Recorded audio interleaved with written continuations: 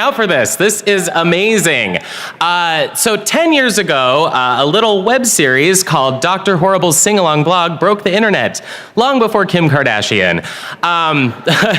And it's been a testament to the power of web-created content that you are all here today and filling this enormous hall. So I know that you are not here to see me, so I want to just bring a nice, warm Hall H Comic-Con welcome to our panelist, which is the man himself, Mr. Joss Whedon.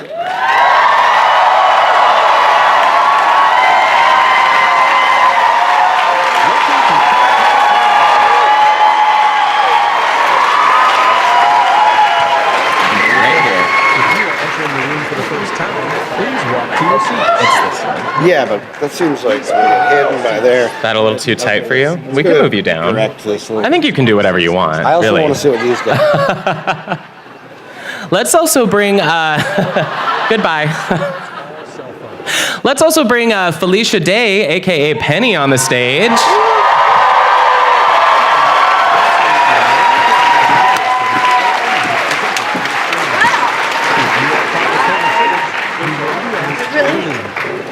And the superhero Captain Hammer himself, Nathan Fillion.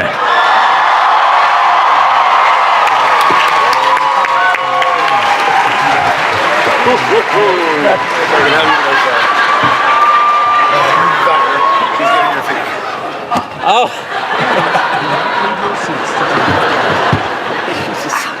All right, let's give these guys another hand and let these nerds get to nerding. Are we spacing it out? We got to space it out. I don't know what you had for dinner last night. The years have changed you. You used to sit beside me. Okay, fine. You can sit beside. Too late. Oh, okay. My water needs to sit right here. No, All right. Come on. Okay. This is a very high-class water here. It's Life Water. Sponsored Brought to you by by Life. Water. Hi, guys. I have forgotten more about Dr. Horrible than you'll ever know. We are here to learn. I mean, funny anecdotes, different things for craft service. Remember that time I went to the Korean bakery next door and I bought all these things that were gummy that no one recognized and everyone had the poops that night? Remember that? Is this your first time mentioning pooping in public? I'm sorry. You should probably lead this. No, I don't think that's the case. But maybe Nathan should lead this? Maybe. No, you're doing great. You're doing great. I know just Wait, I got it out of the way. Joss. All right. I don't have anything huge, but I do want to say one thing before we start, which is that I just recently had the extraordinary pleasure of revisiting something and writing a Dr. Horrible one-shot comic that is going to come out on November 14th. It's called Dr. Horrible, Best Friends Forever. Aww. It's about Dr. Horrible and his best friend, Captain Hammer. Aww. Sounds like a children's book that might end in murder. All the good children's books do. a lot of them start with murder, actually. It's true. Yeah. A lot of them are like orphan stories. You know, like, my name's Timmy and my parents just disappeared. Oh, well, let's go on an adventure. Like when I was a kid, I wanted to be an orphan because it sounded really cool. Well, there was no bedtime. No bedtime at all. When you're an orphan and you can eat like whatever you want, like hot Cheetos or whatever, Cheez-Its. Or those Korean gummies that you love so much. I was trying to treat everybody. It was the wrong kind of treat. Remember, like I just wanted to go in to see what was in there because I'm not kidding, guys. The front of the store was all glass, but it was blacked out. So I was like, we shot at the laundry and I opened the door and I was like, what's in there, you guys? We were across the street. I was like, I'm going in. And I didn't know I was going to come out. And I came out with gummies. Poopy gummies. That was across the street from the laundromat, you're saying? Yes, across the street from the laundromat. What scene were we filming that day? We were filming the scene where we opened and closed the washers, which, remember, that was your favorite scene. Yes, my favorite extra. Yeah, your head. The extra who taught us how to do the Superman, but then couldn't close a door properly. No, it wasn't that his door skills were bad. It's that he was singing the words. Oh. And we were like, don't sing the words. And he was like, no, I'm supposed to. I got this. Really? No. That was his great moment. Kids. Oh, internet. Is there some kind of microphone out there with people waiting to ask questions? Is that happening right now? Yeah, we're going to do some questions, you guys. Oh, yeah, that was, the whole point of this. What are we gonna Over here. You don't know. We do want to hear from you guys. Oh, it's Button Lady. Hi, Felicia. Hey. You're all doing such fantastic projects right now, so you guys can talk about that too. But my question is for Joss. Hi, Joss. Hi. This guy. Did you ever have to explain to Chris Hemsworth what his hammer was really a metaphor for?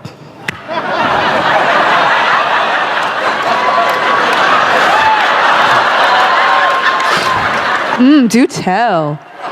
Oh, no, it's very, Chris Hemsworth knows what the hammer is a metaphor. He knows everything is a metaphor for his penis. He's Chris fucking Hemsworth, okay? That guy's dreamy. He's at a buffet, chicken wings, metaphor. Crudité, metaphor. Hi, everyone. For Nathan Fillion, my question is, what do you believe influences the eccentric persona that you bring to all your roles, such as Captain Hammer? Ooh. I believe I used to try. I had a very difficult time making people laugh. I find it very hard to make people laugh. I find it super easy to allow people to laugh at you. So the vanity, the think you're smart but you're actually not, it's like a gold mine. So everything kind of starts right there. I got a message from Nathan one time. When we were doing press for Serenity, I guess. Serenity. We just say the names of things. And we had similar outfits on. We were both wearing T-shirts and jeans, and I was like, I'm like your sidekick. It's like Muscle Man and Brain Boy. And I remember that. Posed, and you're all, and I'm all. And then months later, I just get a message on my phone, back when you used to get messages on your phone, that just said, Muscle Man to Brain Boy, Muscle Man to Brain Boy, the city's in trouble, we've got to stop it. With your brains and my not-so-brains, we can save the day. I kept it for like 3 months. I remember that. You have mastered the art of being an idiot. Thanks.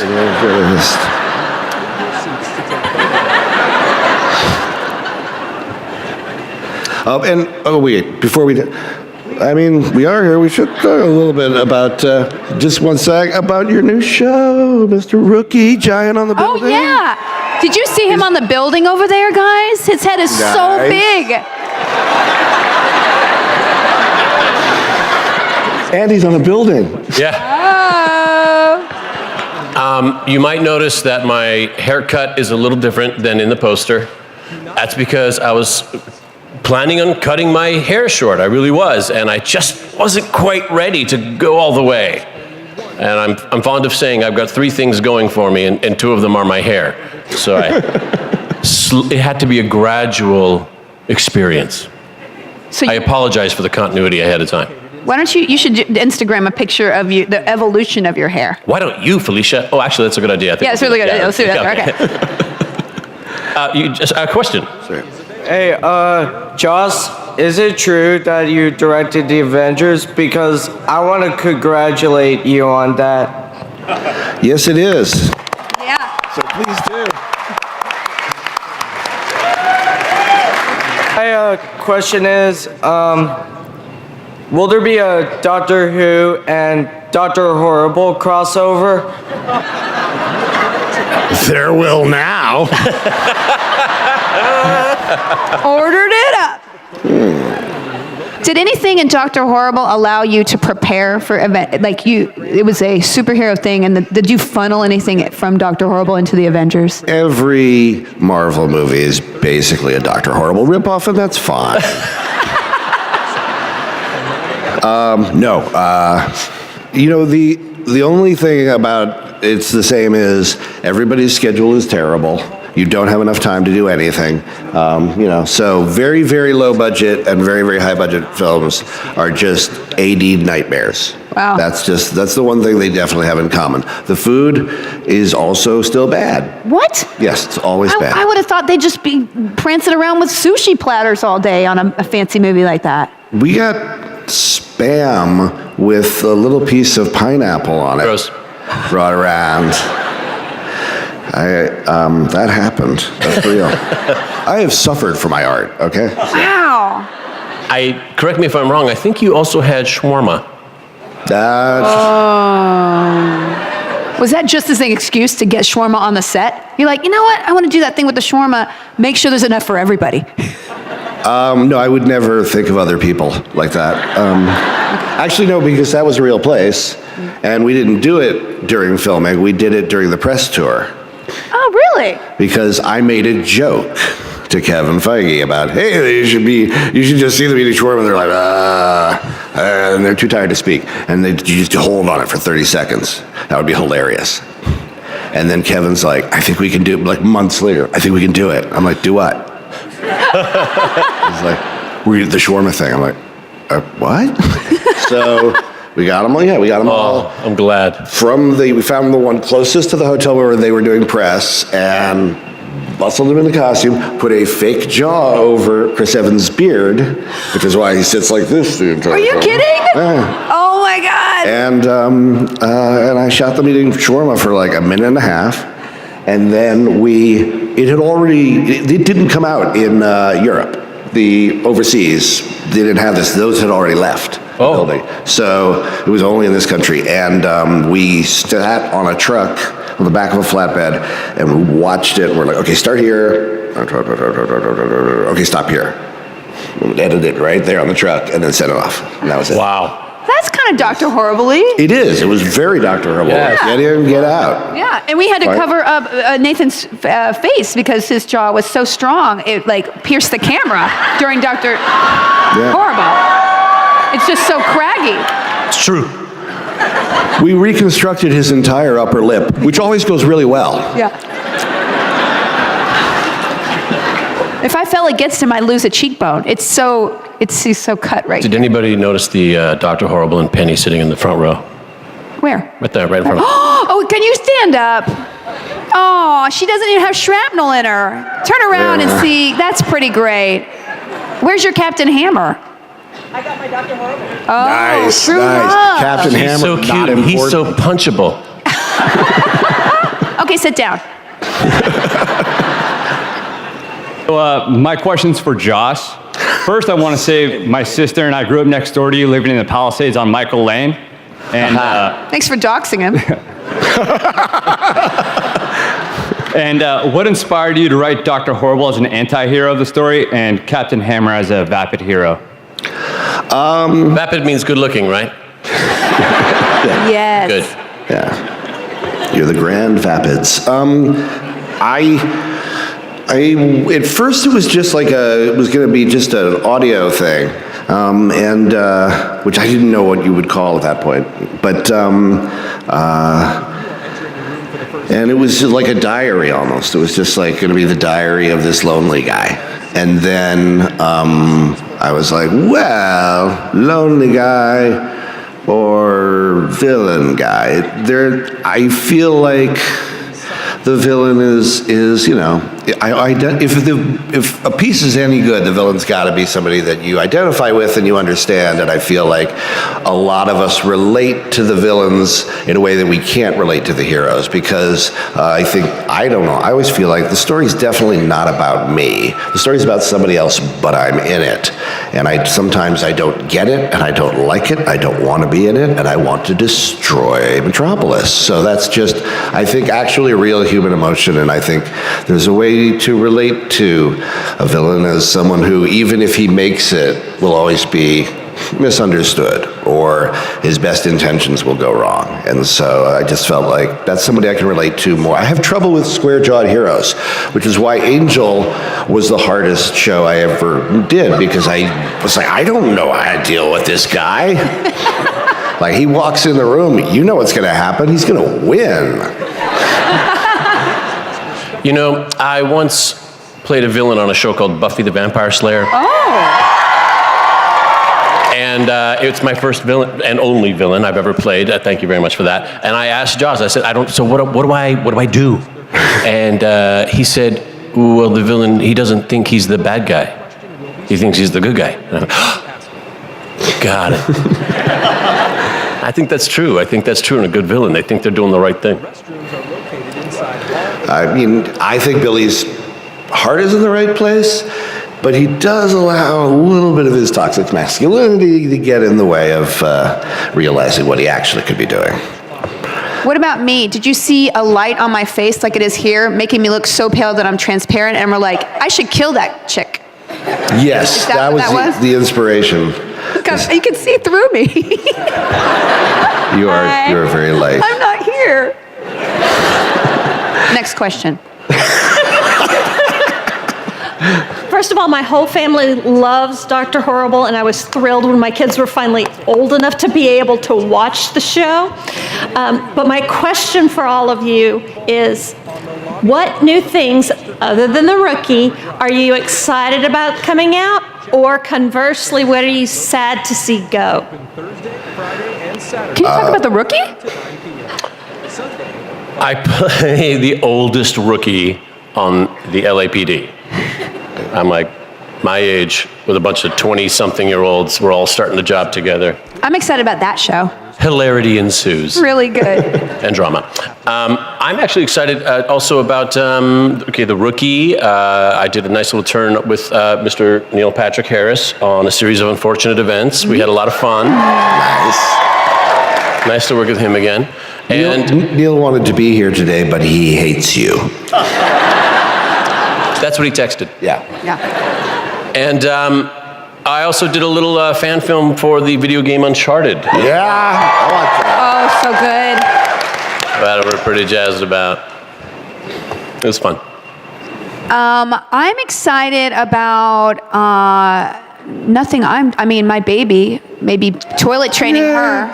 That would be exciting for me. She's a cutie. She is pretty cute. Yep. You're on the private Instagram. Yep. There's a private Instagram, you guys. She's made it. I'm excited about the new Doctor Who because she looks pretty great. I saw pictures from her and things. What was the other part of the question? Because Sorry to see something go. Boy. It's ended. Our friendship.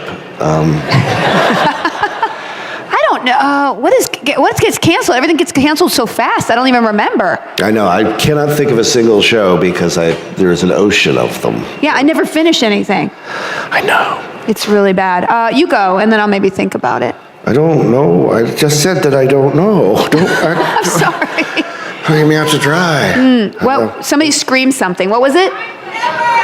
Oh, I'm excited about The Nevers. Oh, yeah. Please, I think The Nevers is by HBO's, really it's their flagship show, in my mind. I am actually super excited about it. It's been too long since I got to take a long time telling a story, and this one has corsets in it, so win. Thank you. Where's Marisa and Jed, by the way? Oh, they might be not here. What happened to them? Wait. Maybe there's a way we can find out. Hey! Guys, they really couldn't make it. They're really sad about it, but they did write a little message to us, and would it be okay if we read it to you? Would that be all right? Performed it a little bit? Okay. All right. This is, they sent it to us very helpfully in script form, so Felicia, you'll be playing the part of Marissa Tancheron, yes. And I will be playing the part of Jed Whedon, for which I worked out. Yes. And they co-wrote Dr. Horrible, by the way, if somebody's just here for something else. Okay. But I love The Walking Dead. Love Fear it. The Walking Dead. Great. Lots of murder. Hello, friends, fans, and family. What's up, San Diego? Very loudly.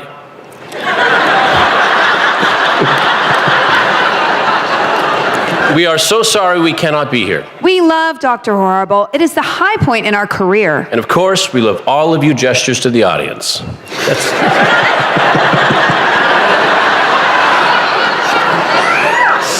We want nothing more than to be there with all of you beautiful people, Very attractive. but also beautiful on the inside. Yes, insides are also attractive. But unfortunately, we could not. No, we work on a television show called Agents of S.H.I.E.L.D. Hold for Applause. Oh, okay. Okay. Yeah, Oh. go. Oh. Yeah, it's you. Joss, I don't have that part. Here we go. Okay, a television show is a constantly moving train, and we had to stay on the lot to lay more track for that train. Yes, a train and a TV show. Joss is the executive producer on that show, and truthfully, he is like a slave driver. Marissa, What, Jed? My husband. you can't say that, my wife, Marissa. They'll be reading this on stage with Joss. And? And he'll hear it. Oh, he won't be paying attention.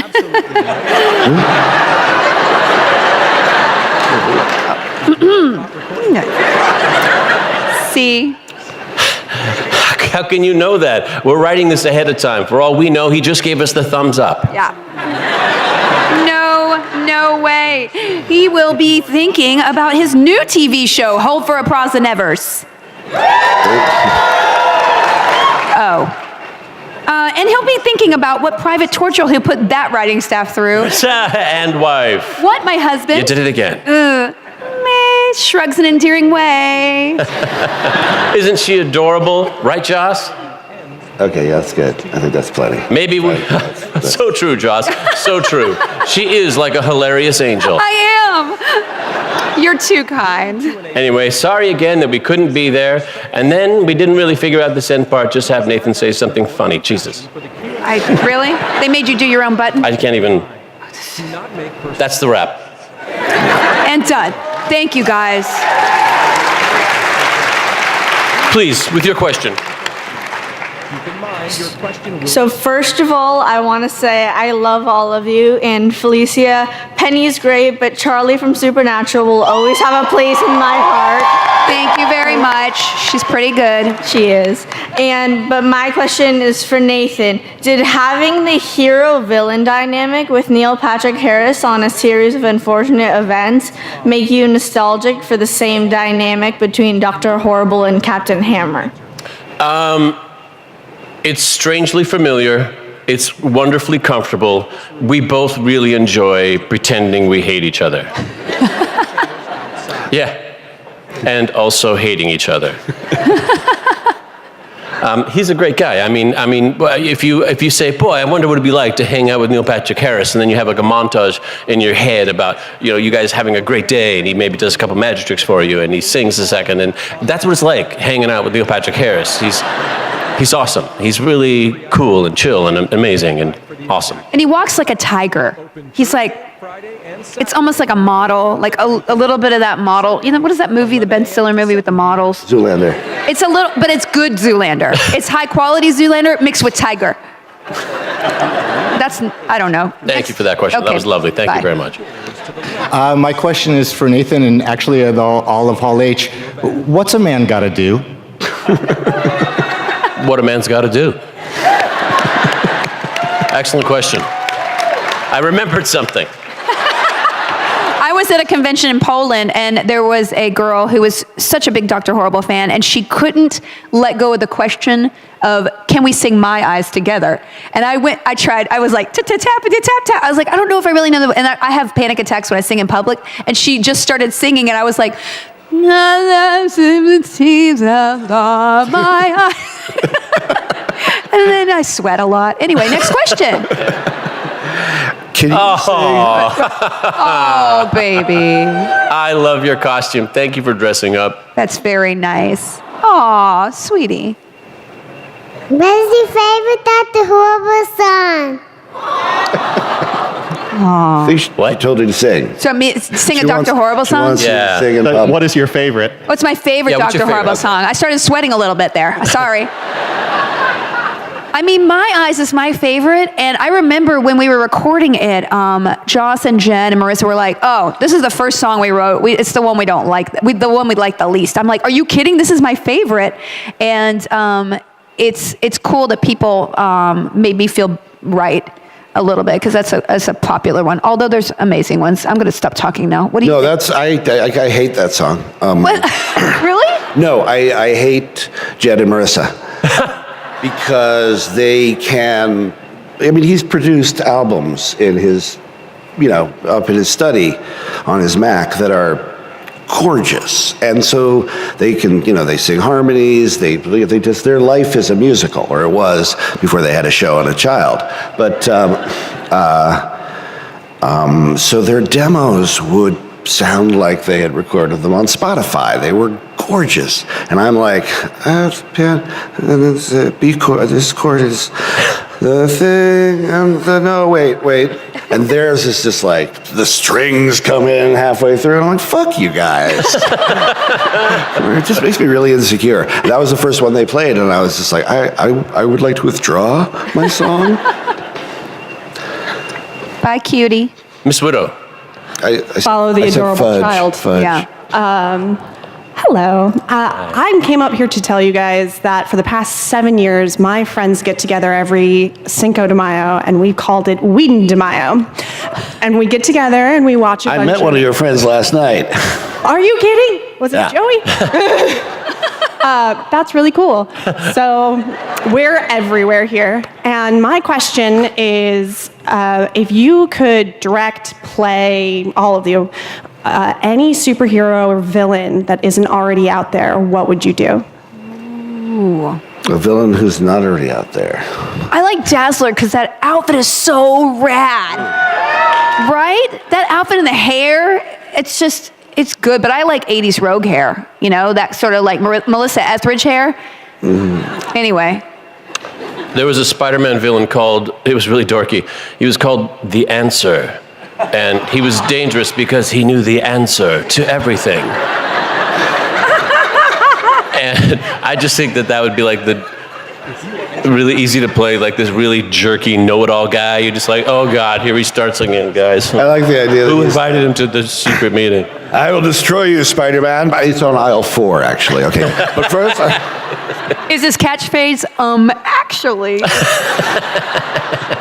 Don't thank me, thank the gravitational pull of the moon. Like that kind of stuff. I just think that would be the greatest guy there. It's always going to be Stiltman. I mean, Stiltman is the coolest. We got to get Stiltman as too. Love His it. legs grow like stilts. Hi. Wow, that light is really bright. First of all. Oh, cool. Way cooler. Oh, wait. Oh, this is going to be such a cool question. No, it's going to be okay. Okay. Question is for Charlie and Cade. What are your favorite roles doing in your entire careers? Charlie, you just called me your favorite role of mine, right? Is that just to be clear? Charlie? Charlie and Cade, yeah. Yeah. Yeah, I think I'm going to go with Cade. I'm going with Charlie, I guess. How did we do? I love you, man. Dude. I love you. Oh, I know. He's my favorite. Do you have a skateboard? I hope you do. Or a scooter? Did you say skateboard or safe word?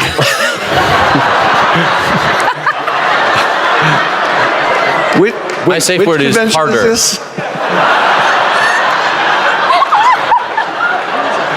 I just realized something. No, I'm good. Okay. Sir. This question's for Nathan. My favorite part of Castle is when you wore your captain's outfit on the show. Right. Will your character in The Rookie be cool enough to wear a captain's hammer outfit? One of the things we want to do with The Rookie is we want it to be dramatic, we want it to be a little bit funny, but based in reality. So that having been said, I hope we don't find a reason to have him dress up like a space cowboy. But I did do a little turn on a show called American Housewife, where I played me at a convention, and the characters happened upon me on the set of Serenity, set up for some photo ops. So I got to dress up like the captain, be on Serenity, and when I was done, I said to the guys, so what are you going to do with this spaceship? Just throw it away? And they said, yeah. I said, how about this? Cut to the south wall of my garage is Serenity. That's incredible. Oh, man. I'm living the life I wanted when I was 8. Thanks, Joss. Me too, buddy. This is for Mr. Fillion. Please call me Nathan or your lordship. Okay.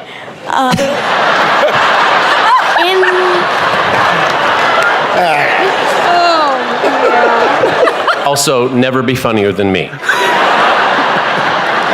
In Dr. Horrible's sing-along blog, at the laundromat, when you were right next to Dr. Horrible, why did you guys have to tell what the actual hammer was and where it was? That's an excellent question. What was your name? Alex? Alex, that's an excellent question. Really? In comedy, one shouldn't have to explain one's jokes. Should let them just stand on their own.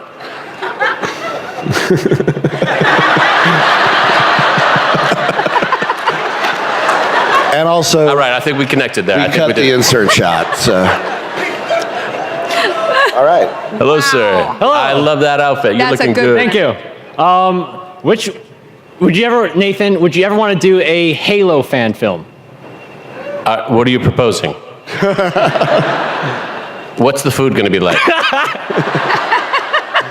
Will there be Korean gummies? I want to do a Kirby fan film because I feel like I would be a really good Kirby. I think that, and tell me if I'm wrong, Joss, but could I pull like a sort of like a Robert Downey Jr. and say, oh my God, let's do this, and then make like I put on, and then it's somebody else, like for the rest of the movie, with my voice. Oh, yeah. Oh, good. Then yeah, yes. Yes. Yeah. We bring you in for 2 days, and you go, look out, over there, help. Robert would actually do it. I'm in a massage chair. not because he was getting a massage. He's not that bad. No, because we had to point the camera directly at him, and he had to look like he was in the suit, looking around and doing all this stuff. Oh yeah, the inside the. It's actually really labor intensive. Really? To pretend you're in the suit. Yeah, it's kind of exhausting because you're going through a lot of lines, but also it's like, okay, it's over here, no, it's slightly wider, okay, now you're reading this on your monitor, but you're looking at that, like you have to do all of this. Oh, okay, I'm out. Yeah. And then, Hi, I was wondering, so in my high school club, we screened Dr. Horrible this year after school, and my faculty advisor wanted to know what educational value it had. I didn't know, so I was hoping you three would.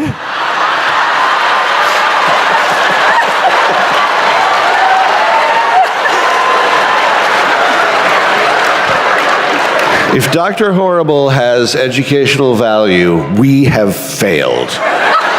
We have failed here today, or 10 years ago. I do admire the inquiry-based learning he's doing, that rather than here's all the information, now here's a test, show me what you remember, it's here's the information I want, go get it, and that's what, he went right to the source. Mm-hmm. But you know why? He claimed he's on an educational school trip, and he's at San Diego Comic-Con.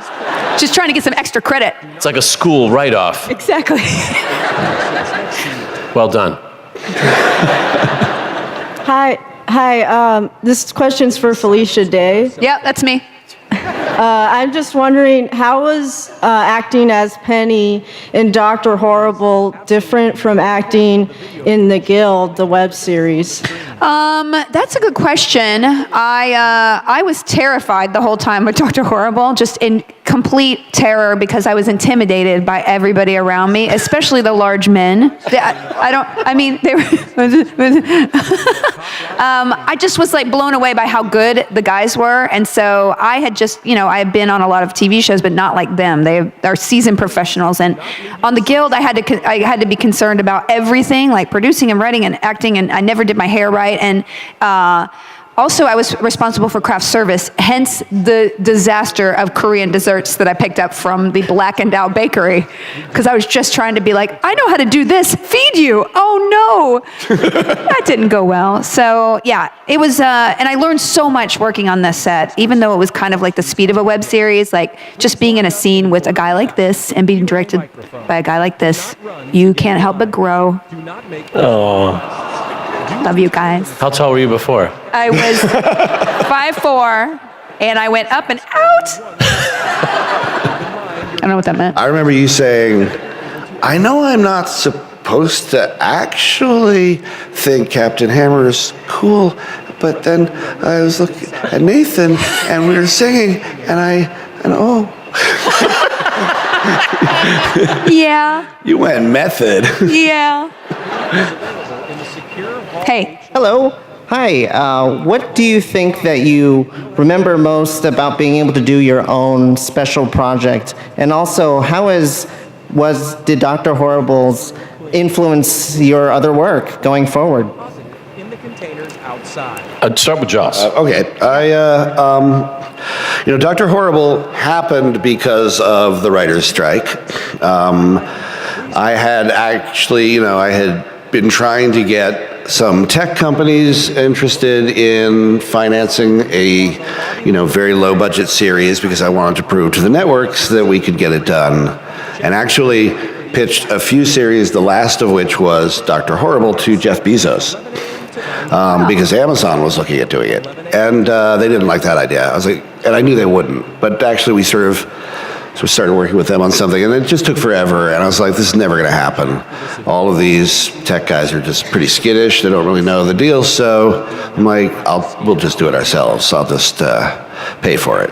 And, and then my brothers and my sister-in-law came to write it, and everybody signed on, and it was an extraordinary display of, power and solidarity in the face of, being really oppressed by these studios that wanted to just, gut us. And, but the strike ended before we shot it. So it was a grand show of strength that was too late and useless and very hard to film because everybody had jobs. But that's the thing I remember, and a little bit of it's on the commentary musical, but is that it mattered. It mattered to us because we wanted to make a statement about what we were able to do, and we wanted people to notice. And one day we'll find out if anybody noticed. And and it mattered that we put it out for free. It mattered that we put it out in a sequence and didn't just drop it all at once. And figuring out how to do that was extremely difficult. Nobody knew what was what. There was literally one person who knew how the internet worked, and it was Felicia. And honestly, because the Guild was a huge inspiration for me. And then also she would explain to me how it works, the internet, and I did not understand a fucking word she said. And I mean, I took her to out for coffee twice, and both times I was just like, what? Remember I did the panel and I was tweeting under the table 10 years ago? Mm-hmm. But nobody knew what Twitter was, so they thought I was doing something else. It was really funny. Children. Anyway. Children will I love Dr. Horrible. To me, I did do web series, and I didn't know what I was doing. I just loved the internet, and I released my stuff. And the fact that somebody who didn't need to financially or reputation-wise do something for fun and get your friends together and make something was a huge inspiration to me. And it was a huge boost to a world that was very new. Like 10 years ago, people didn't know what Twitter was. They barely watched YouTube videos, and they were only prank videos. And you gave life to so many creators because me on the ground, grassroots, would never have had the reputation and power to reach so many more people and show them that digital could be a thing and allow stories to get told that would never be told if they asked the suits behind the conference room table if they could get permission to make it. And that's what I took away from it, and that's why I stayed making digital content for a long time. And sadly or happily, I think still Dr. Horrible sets a bar that has not been surpassed by digital content in making something for the platform. And it also taught me that your most fulfilling thing is to get your voice out and tell the stories you really need to tell, regardless of how you get them out there. And so you don't just take any job, and you don't change everything just to please other people all the time. You still, if you have something special, you need to say it to the world. And if only one person consumes it, it can change their life, and that's enough. And that's what I always take away from that experience. Nice. Follow it. Thanks. Follow it. Follow it. Get in there. You pretty man. Ditto. Thank you, Nathan. Yeah, but that's absolutely true. When Josh presented this plan, much like he said, and I said, in my head, I said, we can do that? That can be done? And then the hurdles we faced filming, I remember one time we lost the light. The sun went down. We were using flashlights to light Neil as we're running down the sidewalk for one of the shots. Got it, let's go. I just thought, oh my God, anytime now after that I hear, it can't be done. I go, really? Yeah. Can't? And that's, I learned a lot from that, and it can be done. I like that. It can, it should. I mean, don't get me wrong. We were like, this is a political statement. This is important for the people. At one point, Jed, because we timed it out to come out about a month before July, and Jed was like, we've got to stick to this. And I'm like, yeah, it's very important. He's like, we're only doing that so we can be rock stars at Comic-Con, right? I'm like, oh yeah. Let's be realistic. But it did actually matter to us. And when we were receiving our Emmy for Dr. Horrible, the only Emmy that I have, the made-up Emmy, the Emmy we won for longest name of a category. I don't know what I literally don't know what the Emmy was for, but they invented the category. Yeah, it Or was Dr. like a Horrible, new media yeah. thing, and we were up against a concert or something. Yeah. And now it's a staple. Now It's a name, yeah. It is a category. Cool, that's cool. But we were receiving it. I said something there that I think has come back to me a lot in certainly in the last couple of years, is simply that because it is so silly and lacking in educational value, and yet it is also, there are things in there that I really wanted to be saying about people, and the fact of making it in the face of the strike and everything, to celebrate workers and celebrate writers and all of those things. I do remember saying, and I think it's something that I hold on to a lot now, the greatest expression of rebellion is joy. And I think that's something we are gonna need for a while longer. Yep. Hi, next question. I love your shirt. Thank you. I wore it just for you. Thank you. That's my shirt that I did a fundraiser a couple weeks ago, and we raised $220,000 for Rises. Thank you. You guys helped out. You came by. You cleared out your garage for me and gave away a lot of stuff. And we donated to Rises, which is a organization to help immigrant children be reunited with their families at the border. So thank you. Thank you for that. So my question is, as part of this rebellion on why Dr. Horrible was made, how did you decide who to assemble, and why did each of you choose to participate? I was like, I'll ask the most talented people I know, and I was so terrified to ask. I was just like, It's okay to think about. And, they said yes before I could get the question out because it was taking me 20 minutes to get the question out. But you can say why. Well, you go. Go. Two things terrify me: singing in public and Shakespeare. But I also have a rule. If Joss calls and says, hey, I want you to do, I say yes. So when he calls and says, let's do a musical, I go, oh, yes. And he calls later and says, hey, we're going to do some Shakespeare. Great. Can't wait. I got an email from Joss, can you sing Jay? And I was like, but when you get an email from Joss, you say, yes, and you figure it out later. And I remember there was a read-through at your house, and for the first time in my whole life, I got such an infected tonsil that it was like twice as big as the other tonsil, and there was just like, it was rot inside of my mouth. And I went up to him, I was like, hey, this is a true story, this is how, I roll. I go up to Joss in his house, I'm like, hey, I'm really sorry, but I have a really pussy tonsil. You wanna see it? I wanna prove it to you because I can't sing that well. And I opened my mouth and got in his face. Oh, and the pussy look, tonsils. Yeah, the look of repulsion on your face. I can't believe I still got the job. That's how you do it. Of course, Felicia's like, I don't know if I can sing. That seems, I don't know. I only studied opera for a couple of years, and it's like, she's overqualified for everything. And underqualified in confidence. Yes. Thanks for the question. Hi guys, thanks for being who you are, and thanks to my wife for introducing me to the Whedonverse, peripherally, she's in the back. Huge Buffy fan to her core, all of you were involved in, thank you for being who you are there. I was a huge fan of Dollhouse in the Whedonverse, which I felt really left a lot on the table. What do each of you feel like you could have put more into or expanded on in your careers most? Oh, in general or about Dollhouse? Dollhouse was great. I love that. I was like, but you really could have done more for Dollhouse there, Nathan. You really whiffed it. You whiffed it. True. But behind the scenes, I did even less.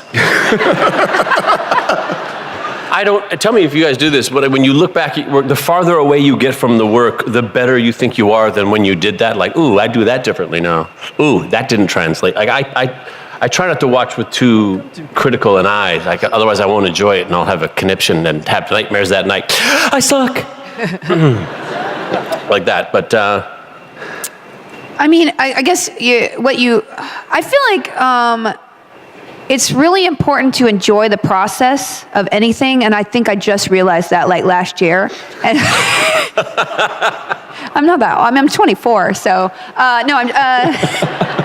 but I really feel like in my past, the only thing I regret, like I feel like I always give it my all, but the only thing I regret is that I just accepted the moment to moment of everything more, because you never know when successes or failures were past and you get past it and you feel like in the moment it's all oppressive. But if you really take those moments to be like, I'm going to take all the joy I can right now and not worry about tomorrow or worry about the past, that's when you're the happiest.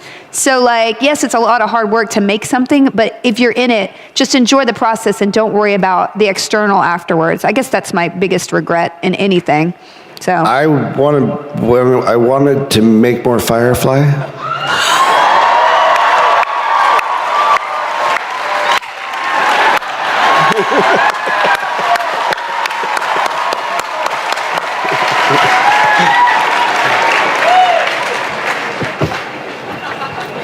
Next question. Yeah, glad you brought up Firefly because this question goes back to it.